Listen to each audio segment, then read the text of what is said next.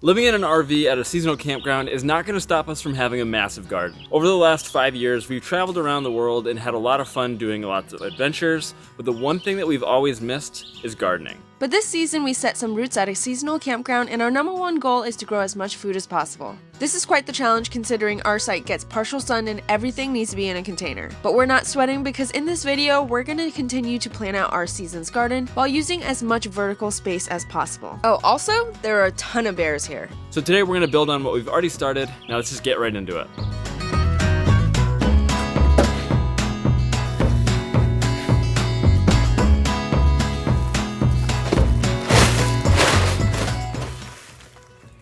First up, we gotta make some dirt. Technically, dirt is dead material, soil is the living material, and that's what we want to make. Megan made a specific blend of her own recipe she found that works for our container gardening. It consists of cocoa coir, mushroom compost, cow manure, earthworm castings, vermiculite, and perlite. If you've ever started a garden, you probably know how expensive soil is, and we're trying to keep things organic here as much as we can. I will put the actual recipe for the soil mixture in the description below, so go ahead and save it if you want to make some for yourself. But we have to start with expanding this cocoa coir. Once we mix this with water, you'll see how much it actually yields. All right, let's get to it. This is such a hazard. Such a hazard. You're doing great. You're so Such brave. a hazard. You're so brave, Megan. I know. Thank you. Yeah, I guess that works. Now I'm gonna find something else to put it on. Fire in the hole. Oh no. We want a shower.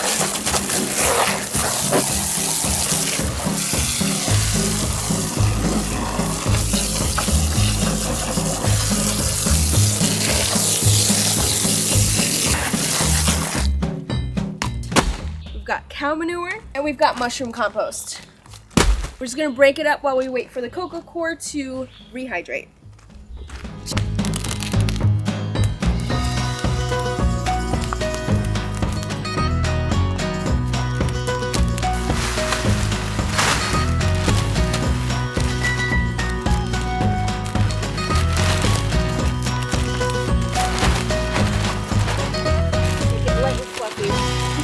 What we're making is a potting mix, and everything that we're going to be growing is going to be grown in a container or a elevated raised bed, which is a container. Part of our contract says we can't put anything in the ground, so we're not putting anything in the ground. So you can see how much this brick has expanded into all this like smaller, looser core, but it's still a big brick here.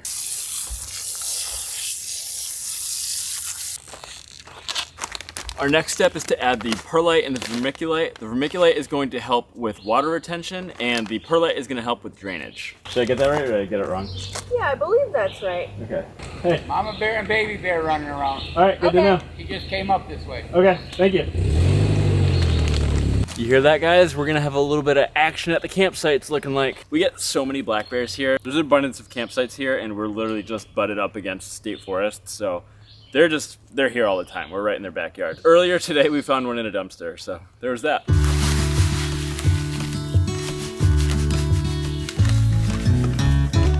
I'm just like head on a swivel for the bear now.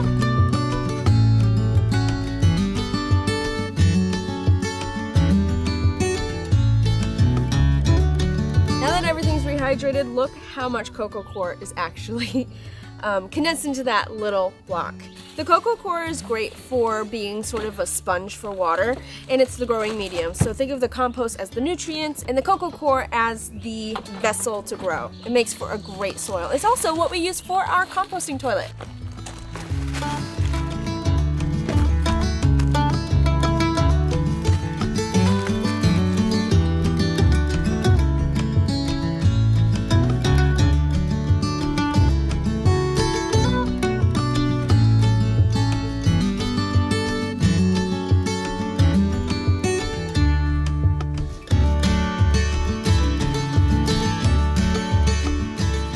Now that the soil is looking nice and mixed together, we're gonna put it into our green stock vertical planters.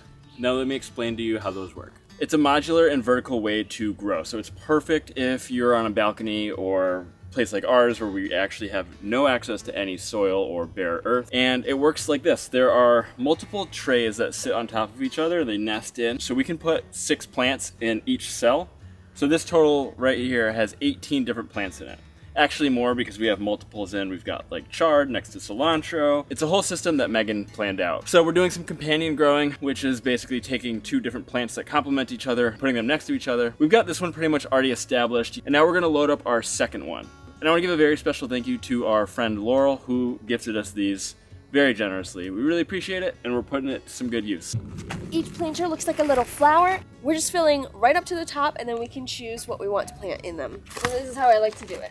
Just put it on the tarp and throw it in.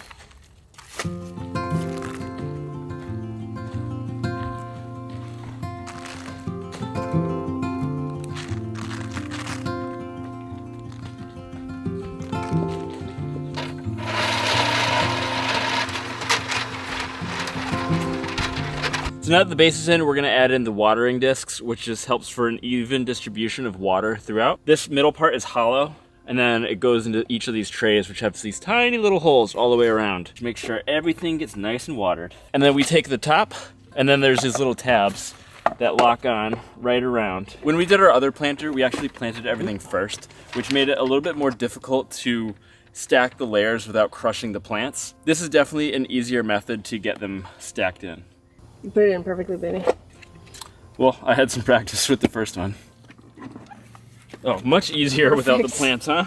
Yeah. Well, these are also the shorter containers, so they're a little lighter and everything. Now we already have one filled, and it's got some chard, alyssum, a habanero, lavender, and More chard. more chard. Chard was like the first thing we bought. I don't even like chard, but it was available to us and we put it in. So we're gonna be turning it over actually. We only need a few of these chards. We have one more to put on top and then we're gonna get to transplanting. I keep, like, every time I hear a noise, I'm like, bear, bear. But it's so funny, the bears are super silent. It's the squirrels and chipmunks that are super loud. Bears are really silent. Yeah, they're It's a just little like scary. silent, silent, silent, and they just creep up on you. All right, so we're ready. And we have, so 6 times 4, 24. Yeah. We have 24 pockets. And then we're also gonna take 2 of the chards out between these two, and we'll have 26 pockets. Are these about the same height? Yeah, it looks good. That's a little taller. Just a little though, right? Mm-hmm. This is our top watering disc. What we're gonna do is fill it to the top with water and then it'll evenly distribute between all of the cells. It's very exciting. Let's put some plants in. Did you tell them what we have over there? No, we didn't do a plant tour. Oh, let's do a freaking plant tour. Our first one is already filled and we decided to put the stuff that needs the most sun on the top while the stuff that needs the least sun on the bottom. We've got some fingerling potatoes on the bottom and then I also planted some radish seeds over them. So hopefully by the time the radishes are finished, potatoes will be ready to bring their leaves out. Intermittently, I put marigolds and alyssum. I also have a serrano pepper up here, sweet marjoram, and then I direct sowed some lettuce. I'm realizing because we don't get a lot of direct sun that direct sowing isn't gonna be as successful as transplanting, so that's why we went out today and got some established starts. Chard is great if you Like cook it with bacon and make it really unhealthy. I feel like since a lot of the sun comes from that way and that way, that the taller one should be on this side. All right, so do you want to just maybe take this top layer off and put it on that? I think what we do is assemble this how we originally had it, put this second, and then put this at the top. So move this one back to that one. Well, you're the one with the plan, so Yeah. we're gonna do what you say. I think this side needs to be the tallest side. If there's one thing that I've learned, it's just listen to her. Let's get the pepper next to the alyssum, and then that's all that really matters, I think. I can't see. My guys first. Okay. My hand is also like crushing the lavender. Okay. Not bad. Everything we just showed you is now different. We have to have the Mediterranean herbs at the top because it needs the most sun.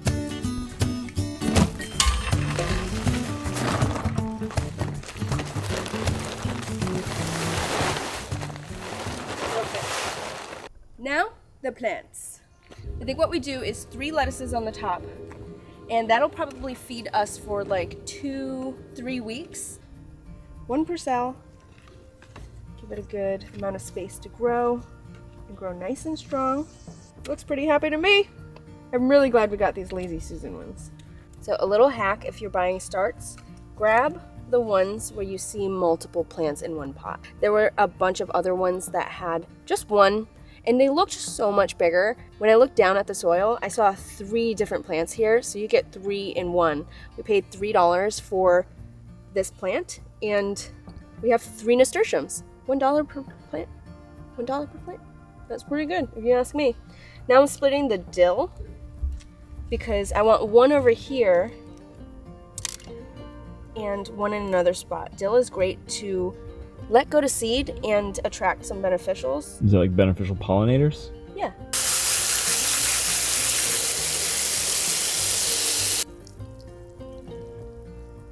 It's gonna grow pretty tall, and when it goes to flower and we're like, hey, beneficial pollinators, come feast on this dill, it'll be around right here, and that's very close to all of the other plants.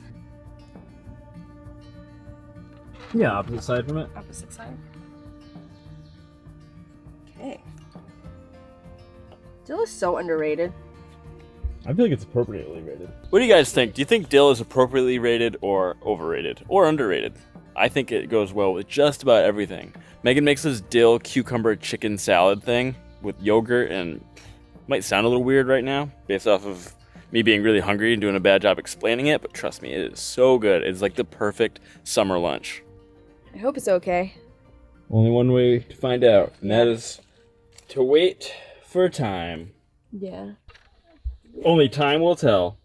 Megan has a lot of figuring out to do, so while she's figuring it out, I'm going to talk to you about this video's sponsor, eTrailer.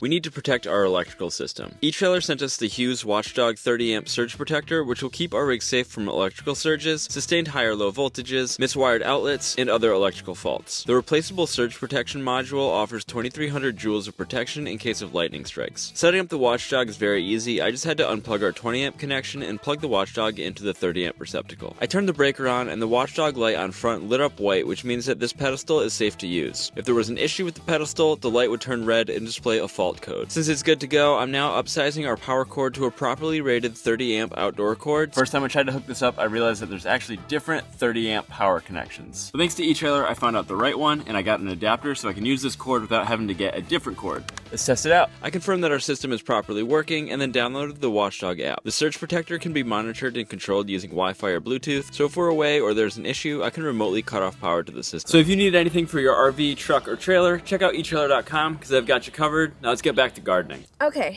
for now, I need to turn over this Vigo garden before we finish the green stock because it kind of plays into where everything's gonna go. If you've watched our last few videos, you will have watched me put this one together, and it had spinach, radishes, but the problem is earlier this week we had a huge heat wave and the spinach did not like that, so it started to act up. So I pulled most of them out, and this is what's left over. Not much going on, so I do need to pull them out and then turn this bed over. And for some reason, and I think it's because we put all of those sticks and logs. Bear? Yep. Where? Bear's over here. He's staring at us, huh? Yep. Just going back, is that Big Bear? Oh no, that's like the younger adult. The younger male, I think. Teenager? Yeah. Yeah, you can tell he's like leaner, not as fat on his own. So not to completely sidetrack from everything, but there are multiple different bears that we deal with at this campground.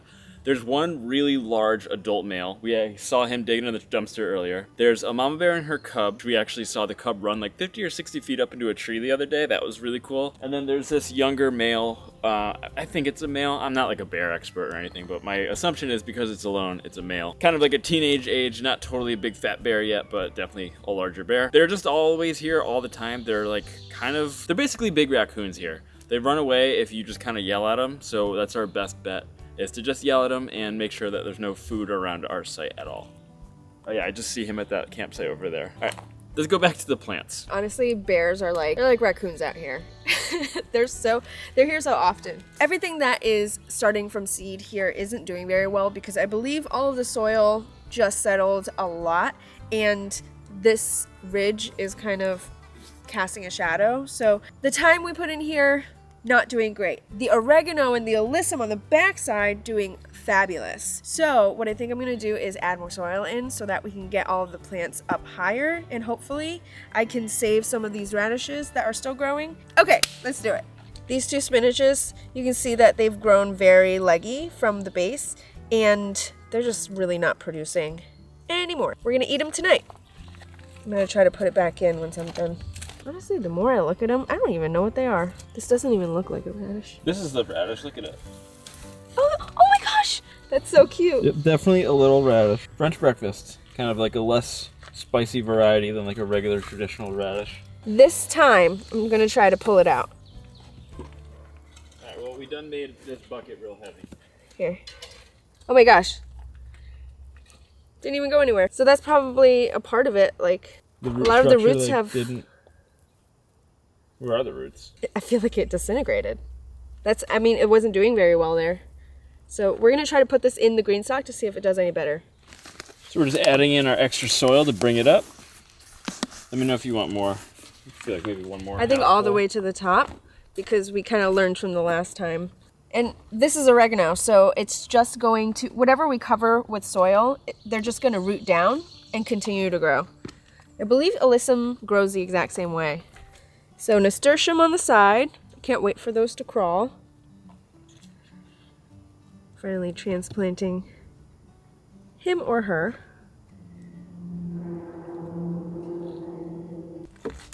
I'm gonna just keep saying this throughout this video and probably throughout the rest of my life, but thyme is my favorite herb.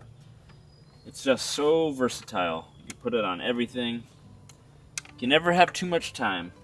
So we're living in the airstream at this campground to save money while we try to save up for a house. And one of our future goals with our house is to have our own little homestead on it. And we're using this garden campground as kind of like the trial run for how to really start growing a garden on like a larger scale than we've ever done before. This is the biggest garden Megan's ever had.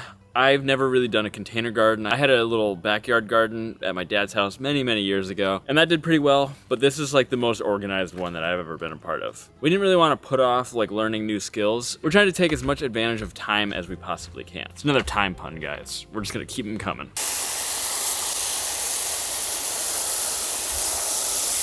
How much do you love gardening, Megan? I love gardening. I love it. Watching these little plants grow, it's like the best thing ever. Because in a few months, this is gonna be a huge garden. I'm excited.